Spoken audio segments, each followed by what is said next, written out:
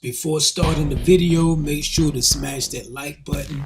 Do it now, it only takes a second to do it, and hit the subscribe button and the bell to turn on notifications so you can be informed whenever I upload new Chronicles. Also, visit my website, that is tpchronicles.com. There you can read articles and see videos that cannot be uploaded on YouTube. You don't want to miss those videos.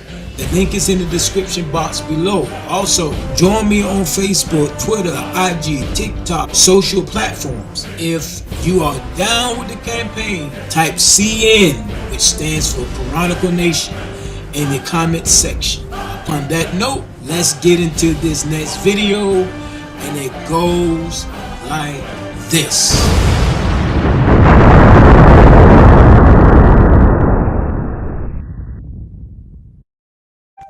If you remember the Buffalo shooting that just happened, make sure you watch until the end. It gets interesting.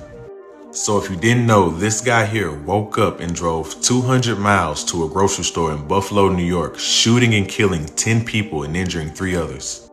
Now, among the people who were killed was a guy named Aaron Salters, and this is where things get a bit interesting. Now, what caught my attention about this is that Mr. Salters was just on the news about a month ago explaining an invention he made, which was an engine that runs completely off water, no fuel needed. A completely hydrogen fuel system. And we all know what happened to the last person who decided to come forth with an invention similar to this one. Possible active shooter at the top.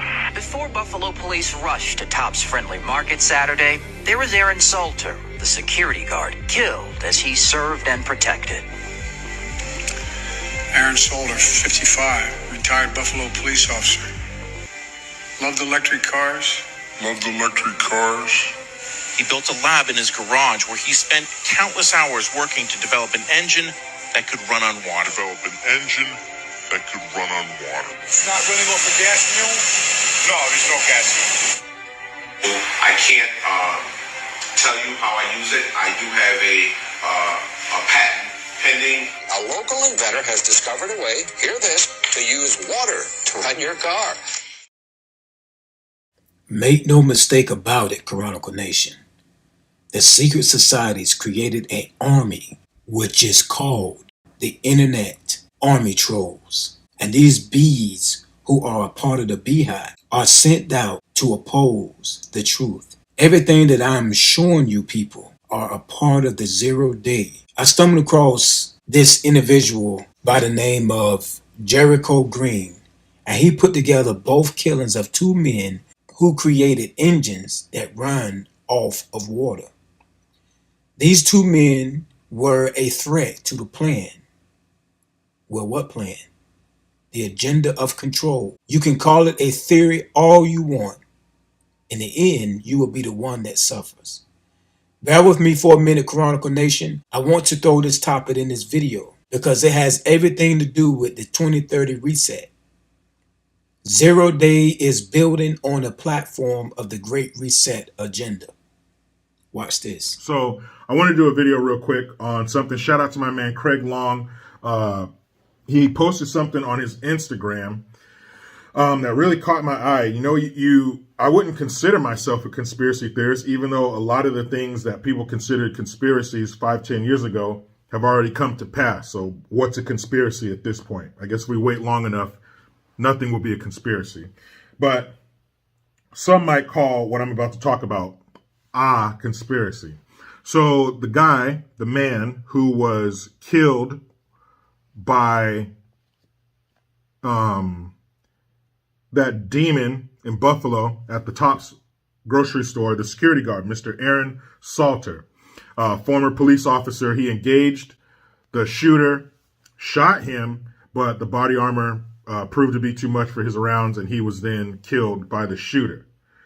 And the reason I'm bringing him up is because there's a connection between him and a man named Stanley Myers.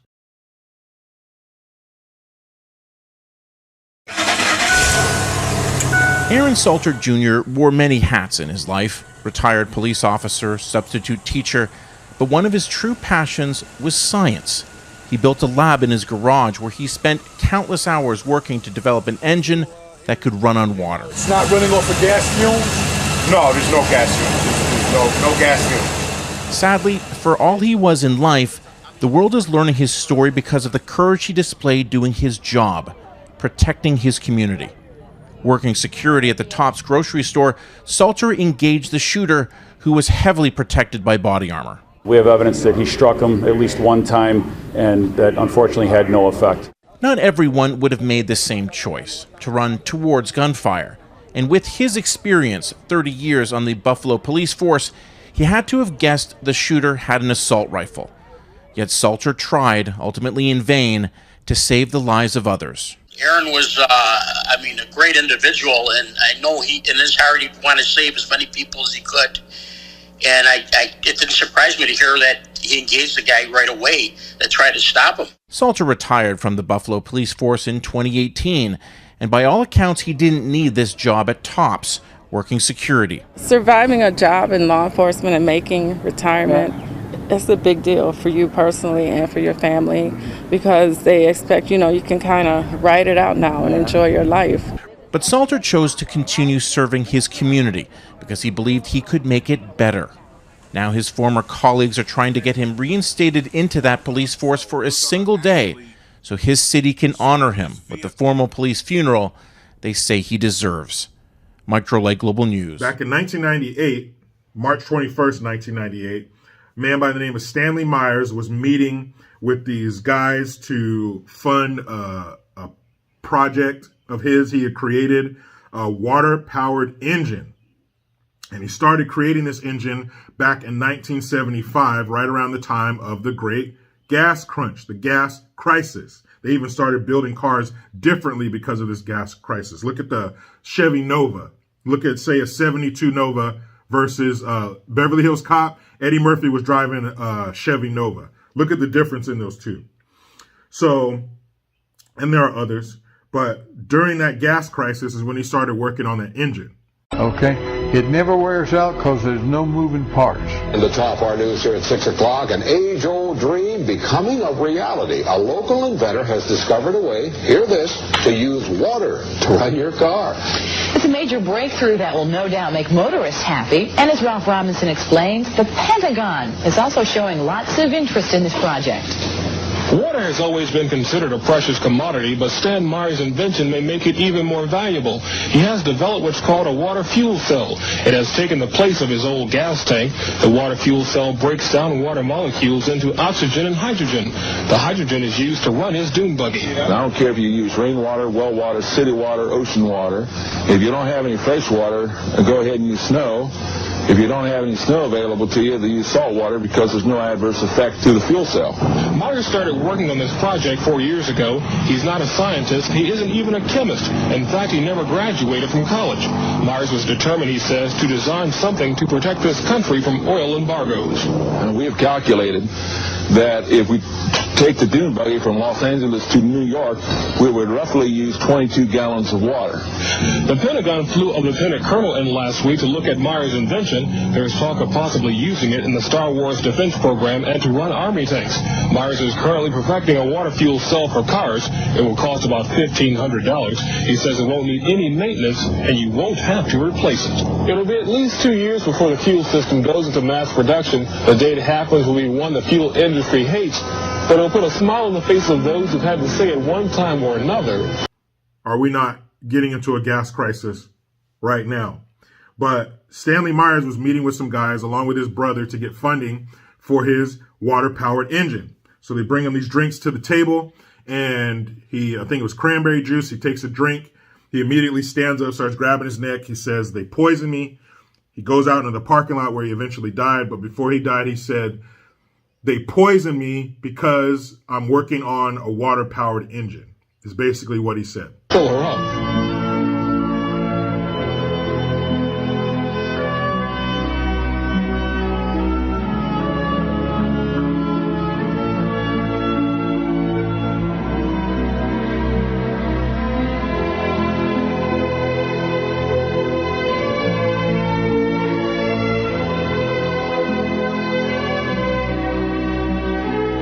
There is an enormous range of new things that have been worked up to a remarkable level in the past and then suppressed by the existing order for one reason or another. Either they're incompatible with classical ideas, or they upset strong financial interests, or whatever it may be. In the past, great things have been done by gifted humans. They are, in a sense, the vehicles of God Almighty in bringing this stuff into the world. And none of it has ever reached public use and public currency because of this dictatorship of the knowledge systems of the world.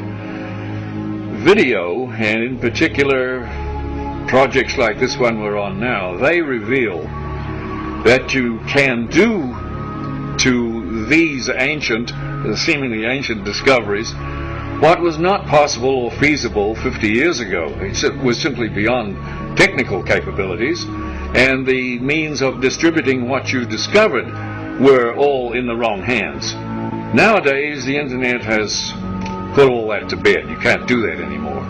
You know, humanity is going to have information no matter what.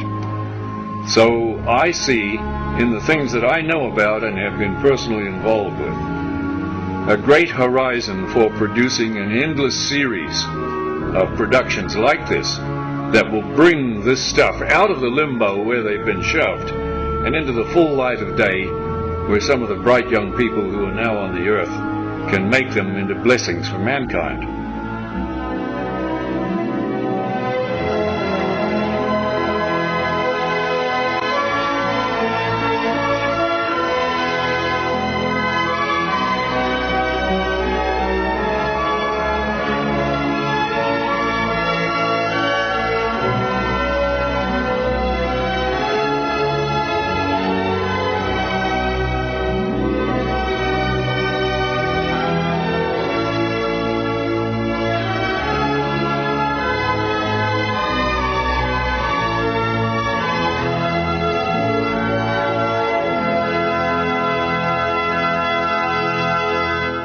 He fell down and died. His brother was there. Those businessmen were there. The police officer who worked his case, he talked to the medical examiner. They said that it was by natural causes, but he died from something that wasn't found in American soil.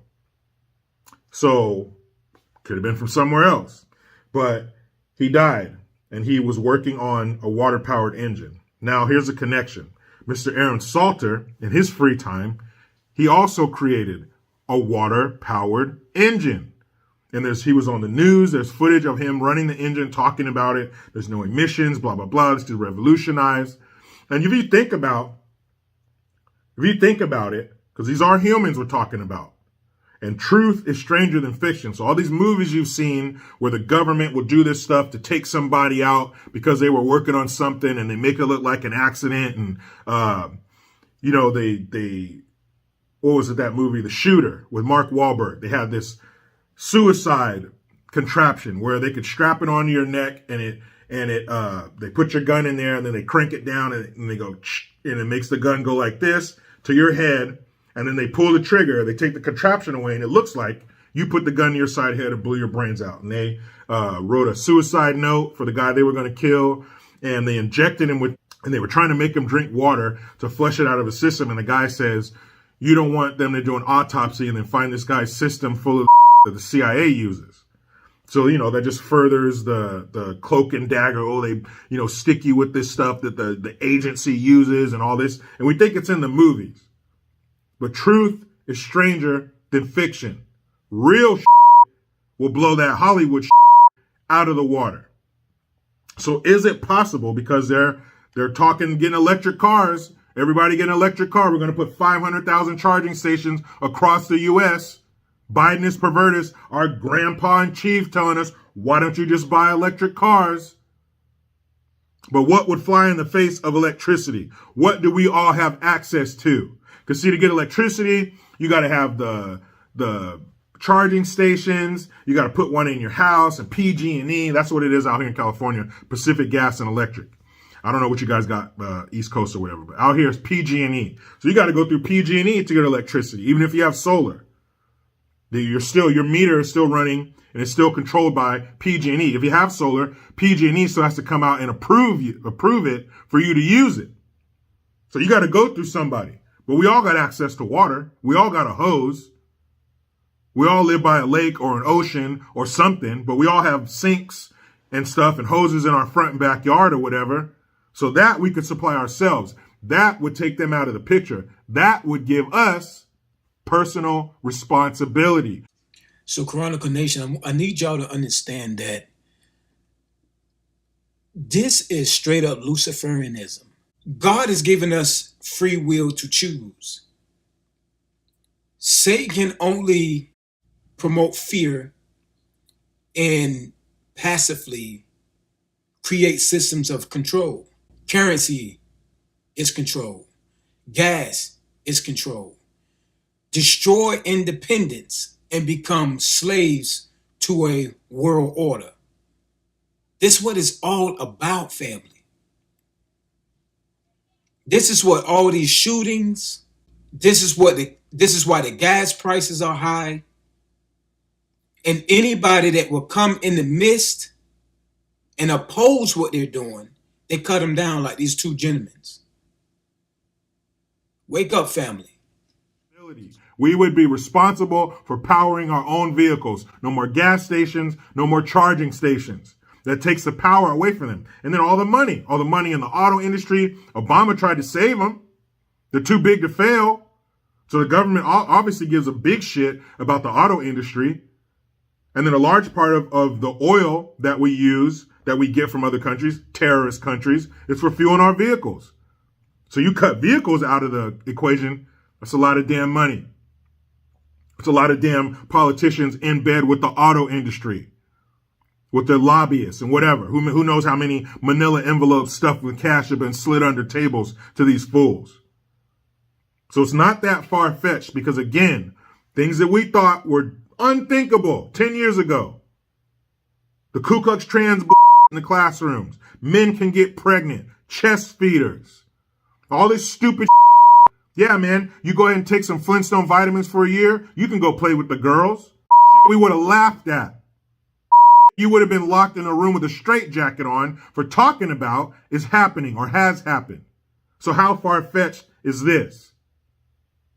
That's some crazy Okay, and to see the news footage, I'm gonna trying to find it and put it in the description box. But to see the news footage of this man talking about his gas-powered engine and now he's dead. Stanley Myers invented the gas-powered engine. He's dead. Divide and tactic or invisible enemies. These are all ways to institute fear and get people to go along with things. And of course, enormous control mechanisms. You can stop people from gathering. You can stop people from organizing. You can stop people from getting together and talking about what's going on, et cetera, et cetera. And if you digitize it with contract tracing, then you can control who's talking to whom. If you can get them to do all their work and education online, you can literally listen to everything they're saying. So you can institute extraordinary amounts of surveillance, all in the theory that we're protecting you from the invisible virus.